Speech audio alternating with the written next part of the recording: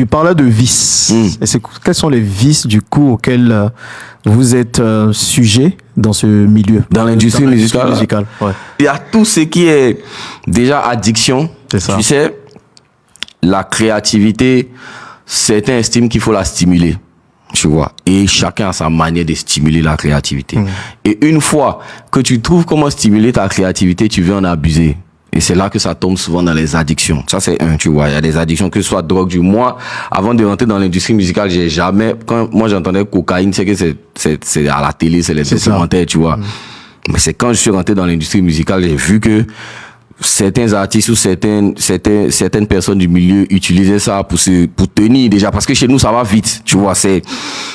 Tu vois, même là avant d'arriver ici, j'ai dormi à 4h du matin, mais je suis là, tu vois. Et la question, est-ce que c'est possible d'être dans ce milieu sans utiliser totalement. ça? Est-ce que c'est possible? Moi, j'ai jamais touché à la cocaïne, j'ai jamais touché même à la bœuf, à la weed, jamais. 95. Totalement. Mais je te l'ai dit. Sérieux?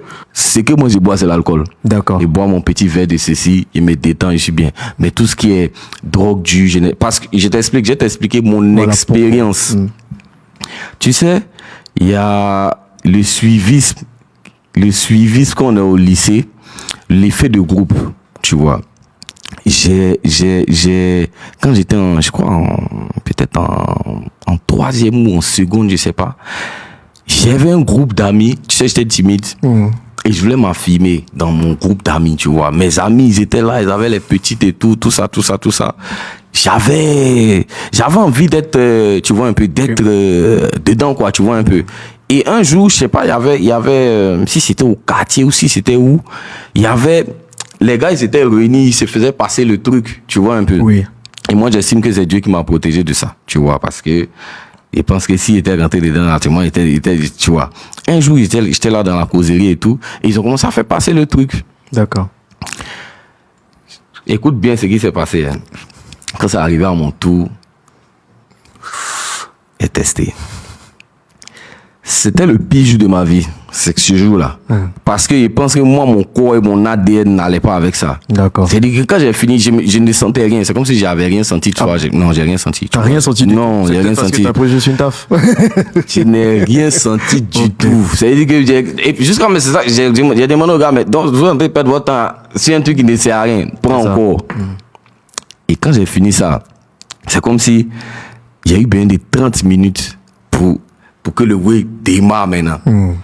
J'ai marché, je sais pas comment t'expliquer, j'étais avec un de mes gars, on a marché peut-être de 2 plateaux jusqu'à Saint-Jean. C'est-à-dire juste dans le vide comme ça, on est en train de marcher. Parce que on est en train de marcher, on est en train de causer. Il me rend pas compte qu'il est en train de marcher, tu vois un peu. Quand j'ai fini ça, je suis rentré à la maison. J'arrive à la maison.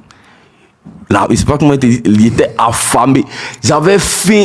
Ce jour, je crois qu'ils avaient cuisiné un truc que j'aimais pas. C'était un truc comme ça. Mais tellement j'avais faim, j'ai même pas eu le temps de servir avec comment dire, servir avec la cuillère. J'ai servi avec ma main. Tellement j'étais, en fait, j'étais dans un autre mood, non? C'est ça. Quand ce jour-là, j'ai dormi à 4 heures. C'est dit, mon corps, j'avais des réactions. C'est comme si, quand je fais comme ça, c'est peut-être 3 secondes après que j'ai la réaction. Il y a que des derniers fous, en fait. Tu vois un peu. Depuis ce jour-là,